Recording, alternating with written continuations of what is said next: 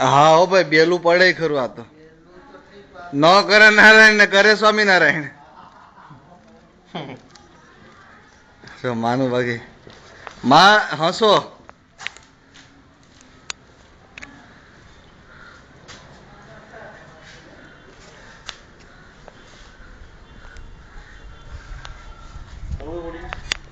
વાર લખે થોડી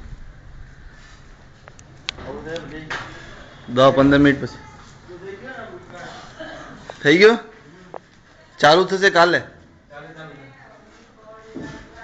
800 રૂપિયા કેમ? તો ઓલા તો તારે કાયમી નો હક ને પછી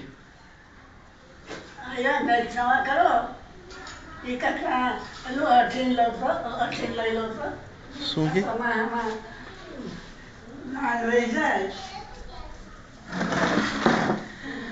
આ માજી 105 વર્ષના છે.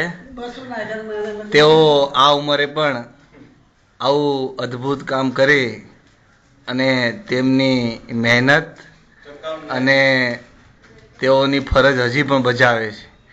તેઓને એમ છે કે અમારા સંતાનો હજી પણ અમારી ફરજથી મુક્ત ન બને અને તેઓને અમે જીવીએ ત્યાં સુધી જે જમીએ છીએ એનો 5મો ભાગ પણ અમે આપીએ.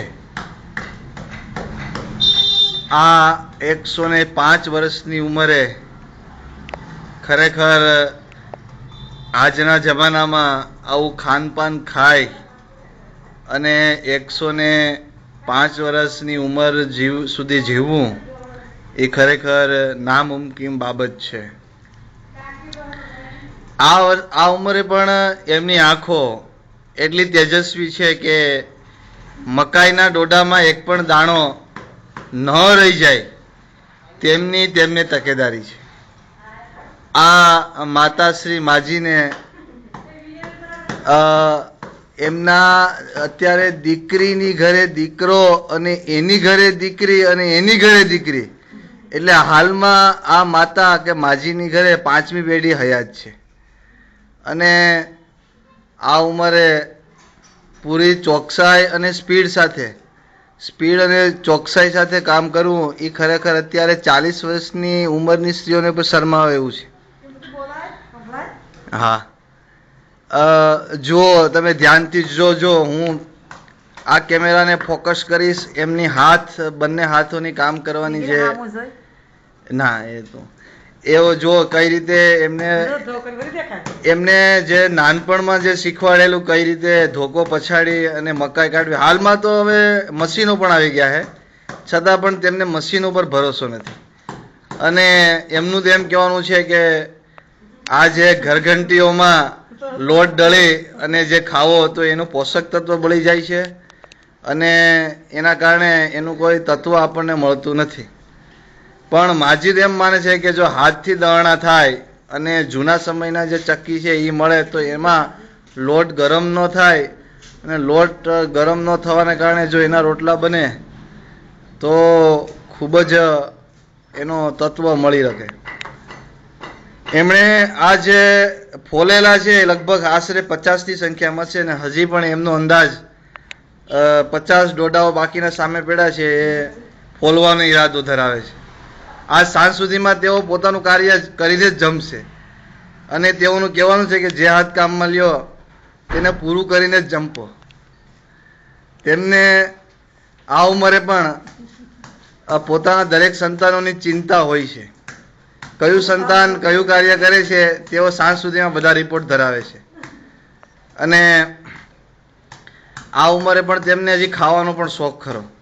તેમને ફરસાણ, મિષ્ટાન, કોઈ પર રબડી જેવું હોય તો પણ તેઓ બીજા જુવાનોને શરમાવે એ તકે હાસ્ય ફેલાવીને એનો સ્વીકાર કરે. ખરેખર આ ઉંમરે આમની આ તંદુરસ્તીનું રાજ એ છે કે એમણે પોતાના સમયમાં લીધેલો ખોરાક, સમય પ્રમાણે સૂઈ જવું, સમય પ્રમાણે જાગી જવું અને કોઈ પ્રકારની દવા ન લીધેલ. આજની તારીખમાં પણ એમણે ઇન્જેક્શનો ક્યારેય લીધા નથી. તેઓ આજની આ એલોપેથિક દવાનો વિરોધ કરે છે અને હાલમાં દેશી ઓહળિયાઓ તેઓ રાખે છે.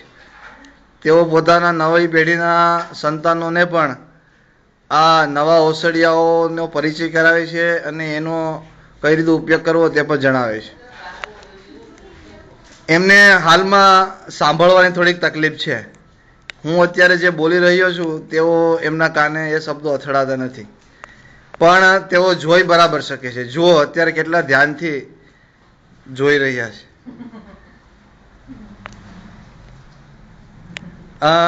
તેઓને ક્યારેક ક્યારેક જો સંભળાય તો તેઓ આજુબાજુ જુએ, અને અજાણાઓને એ જોઈને નથી ઓળખી શકતા, પણ જાણીતા હોય તેને દૂરથી જાણીને ઓળખી જાય છે. અને હાલમાં તેની મેમરી પાવર એટલે કે યાદશક્તિ એટલી પાવરફુલ છે કે તેઓ બાળપણના કિસ્સાઓ પણ આજે રાજી ખુશી થઈને જણાવે છે. વધુ કંઈ ન કહેતા એટલું કહી શકાય કે આ ઉંમરે આટલું કામગીરી તો કરે જ છે તેઓ, પણ તેઓ ભણેલા ન હોવાને કારણે એમને હજી મોહ માયા એવી ને એવી જ છે. શાસ્ત્રોમાં કહ્યું છે એમ કે જ્ઞાન છે એ પવિત્ર છે, પણ આ માજી છે એમની પાસે જ્ઞાન ભલે નથી, પણ તેઓએ જીવનને બરાબર જીવવું છે. કોઈ યાત્રા, પ્રવાસો, તીર્થધામો નથી કર્યા, પણ પોતાના મિલકત, પોતાની જમીન અને પોતાના સંતાનોને સમયાંતરે માગી કે વણમાગી સલાહો પણ આપે છે. આમ કરી અને તેઓ પોતાનું જીવન પૂરું કરી રહ્યા છે.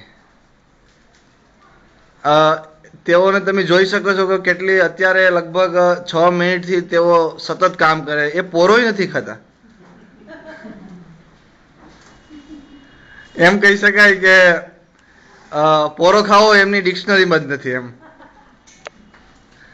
અને એવું લાગે છે કે આજે સાંજ સુધીમાં તેઓએ લીધેલું કામ પૂરું કરીને જમશે. કોઈ મહેમાન આવ્યું હોય તો અત્યારે એ તેને સમય નહીં આપે. મહેમાન ભલે બેઠું રહે, પણ તે પોતાનું કામ કરીને જ જમશે. ખરેખર આવા વૃદ્ધો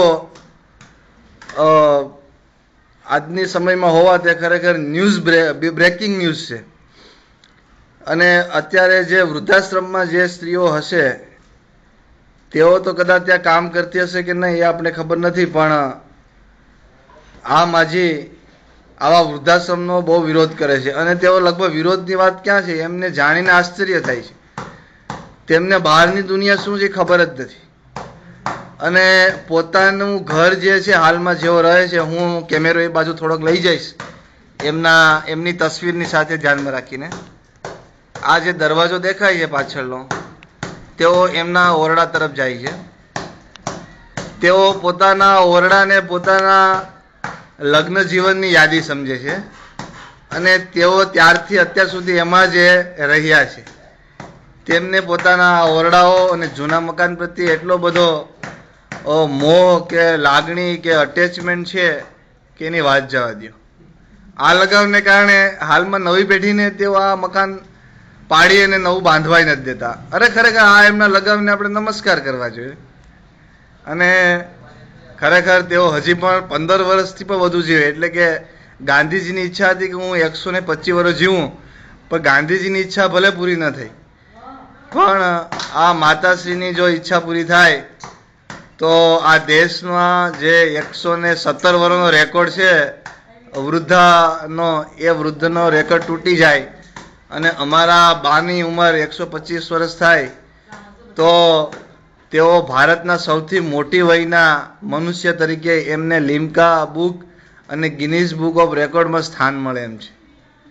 તો ખરેખર તમે બધા પ્રાર્થના કરો કે તેઓ 125 વર્ષની પૂર્ણ આયુષ્ય પ્રાપ્ત કરે અને આપણે extra golden, extra diamond jubilee ઉજવીએ, જે કદાચ ડિક્શનરીમાં પણ નહીં હોય. તો મિત્રો, આ સાથે હું આ કેસેટ પૂરી કરું છું, પણ આ દ્રશ્ય તો કાયમનું છે. હું આ કેમેરામાં એને એટલી લાંબા સમય સુધી હું તમારી સામે મૂકી શકું એમ નથી. તો બોલો બાનો જય.